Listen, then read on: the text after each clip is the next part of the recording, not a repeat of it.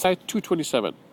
There are ideas introduced to us by words and by others means, such as clothing, profession, items, cultural events, ideas, things, etc. For the sake of brevity, let us examine words. Right? So again, there are ideas introduced to us, or data introduced to us by means of words, and so many other things. Profession, clothing. So like, for example, if somebody could be wearing something, and just the color of the clothing, the shape of the clothing, the whole thing suggests to us, communicates to us a certain idea, a certain thing. And it's inputting into us, you know. So you need to be aware of that. Anything and everything is possible to be used to input data into us, and you need to be aware of this. So we're going to talk about words. For the sake of brevity, let us examine words.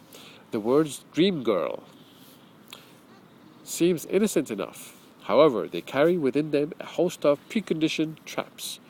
This one idea, made by the connection of two words, contains within it, in certain cultures, a great many ideas. Of course, for each person, the dream girl is slightly or greatly different. However, the potential for manipulation in each case is great because the use of this combination of words corresponds accurately to many men's ideas. In one example, it suggests the idea of having the perfect female with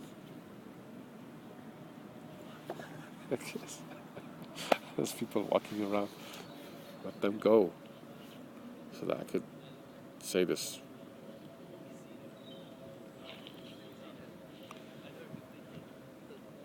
Okay, so in one example, it suggests the idea of having the perfect female with a heaving, perky breasts, a slender body, a bubbly personality, and one who would be phenomenal in bed. It is therefore important to recognize when one is exposed to such words. These words, objects, ideas, or any other thing, are very potent by the virtue of their connection to many preconceived ideas on sex. One who is aware does not fall into this trap and is not caught off guard by not knowing what method they were enticed into sexuality. As mentioned in the beginning of this insight, there are innumerable objects, places, and ideas that contain within them ideas connected to sex. Again, I'll read that. As mentioned in the beginning of this insight, there are innumerable objects, places, and ideas that contain within them ideas connected to sex in a potent way, similar to words we have just discussed. Make a mental note and set up mental barriers of awareness against them when you recognize them in life. So when you come across like dream girl, the word dream girl, you notice, hey, that has potential, great potential of impact. So you want to be very distinctly aware of it. So much so, that it doesn't catch you off guard again.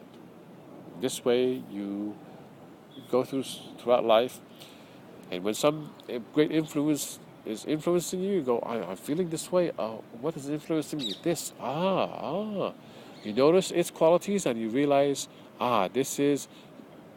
You spend enough time on it to think and identify it in your consciousness so that you're no longer surprised by it. You really see it quite strongly and are aware of it. Wow. Then it doesn't hit you again by surprise that. And in this way, when you go out throughout life, you eventually develop you'll be very wary.